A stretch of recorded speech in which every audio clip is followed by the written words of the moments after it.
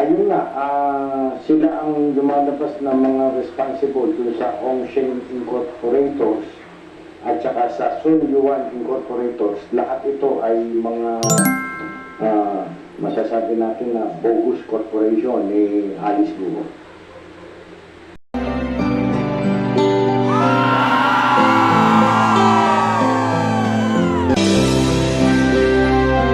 Against Alice Guo and his in her cahoots, no?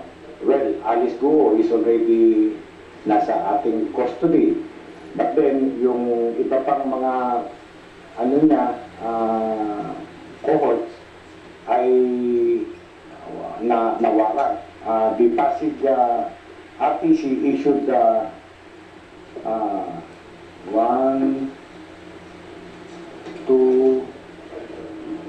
5 warrants of arrest, all for qualified trafficking. Okay? 7 of them, sa mga cohorts ni Alice Guo, ay surrender, voluntarily surrendered to my regional director of Central Luzon, si Atty. Carpeso. No? At 5 lang pala, apat lang pala ang surrender. 5 ang surrender sa kanya at 2 naman ay dumating kahapon, surrender naman sa aking hepe na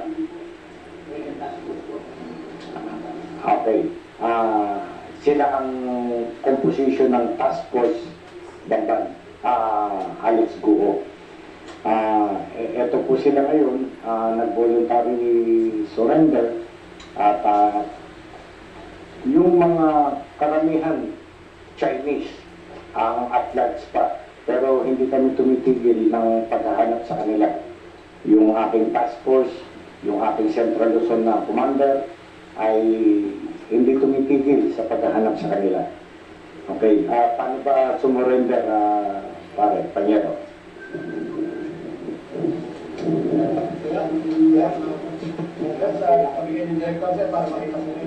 Magandang umaga po sa inyo lahat. Mayroon tayong asset sir sa labas. Kaibigan na yung ipi ng Tarlac District Office natin na nag-signify sir itong 5 personalidad na may kaso silang na-issue against human trafficking. Kaya nung Friday sir, yung 4 pumunta sa opisina natin sir sa Tarlac.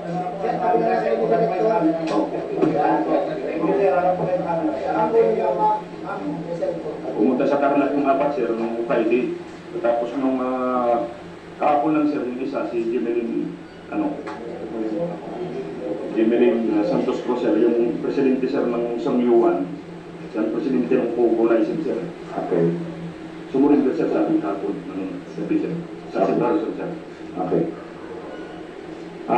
Yun namang 2 dumating kahapon sa ating anti-organized crime division.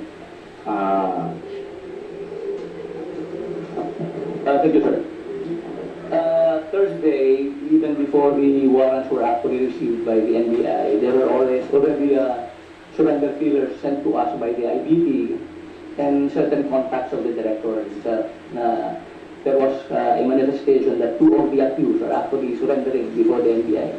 So, through arrangements made with also one of our divisions in Manila, dumating po kahapon yung 2 na dalawang officers po ng Sun Yuan Corporation, yung kanang treasurer, si Mr. Juan Miguel Alpaz, at saka si Roderick Paul Bernardo Puhante, the secretary. So, immediately after they were brought to the NBI through one of the divisions here, we contacted and notified the director of the surrender of the 2 accused. Ganun po. Pinroses po ito ng ating members ng task force Bamban na coming from the OPCD, yung Organized International Crimes Division, complement po ng task force.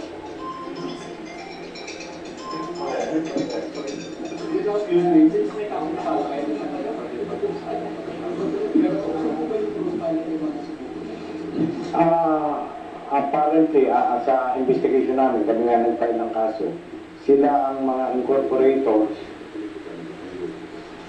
yung lumalabas yung isang corporation na pag-aari ni Alice Guo, ang presidente ay si Jaime Lin Salcedo Santos. Siya. Okay. Okay. Yung at treasurer, si Juan Miguel Alpas and si Roderick Paul Bernardo ang secretary. Yun naman pong Hongshen Incorporators, si Rita Sapno ang treasurer, president and CEO ay si Telma Laranan at si walang posisyon na nakalagay kay Rowena Gonzales Evangelista. Okay, so the warrant of arrest issued by the Pasig court as far as this accused are concerned will be returned to the Pasig court, and we will wait for the commitment order that will be issued by the Pasig court kung saan sila idadalhin. Okay.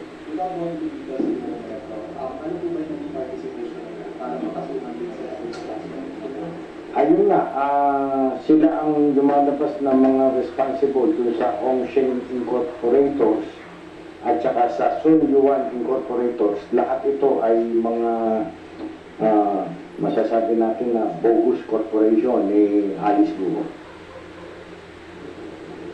Sir, nakakausap natin kasi bilang sa mga ang sinasabi na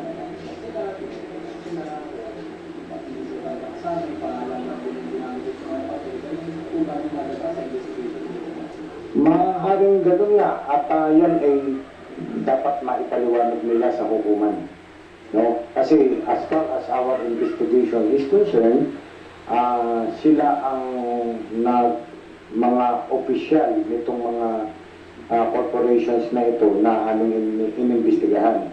So pagdating na nila sa court, sa hearing, doon nila sasabihin sa korte, bahala ang korte kung i-appreciate ang kanilang mga testimonies. ano bang nangyari sa kanila?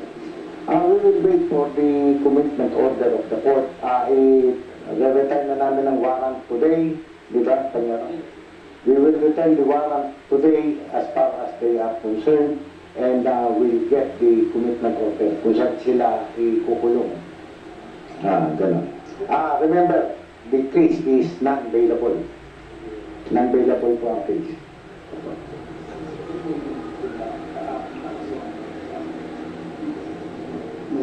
Lahat sila may kaso na. Kaya nga may lumabas ng warrant.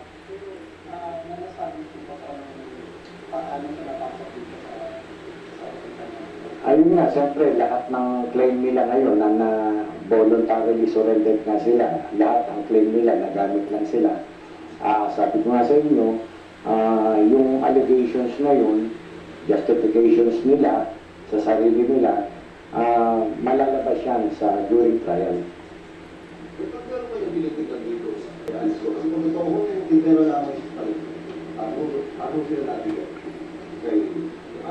Meron tayong nakuhang ganun. So, hindi nga nila kilala si Mayor Buong at taga Concepcion Tarlac yun. Yung Concepcion, katabi lang ng banda niyan. Okay. Noong 2019 daw, nag-apply sila ng lending. Malamang doon sila nakuha yung pangalan nila. Pero hindi sila na kita mismo hindi sila kilala ni Mayor Buo. Unlike si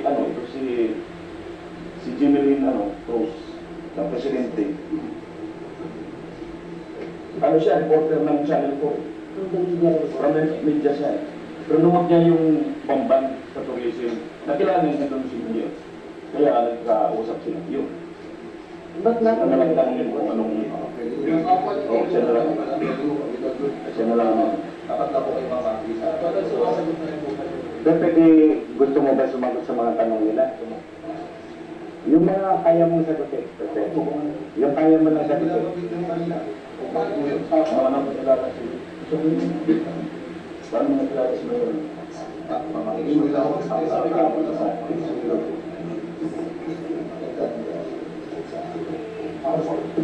Banggitin ko lang po, yung binanggit po kasi base po sa kwento ko kay Director Cartes,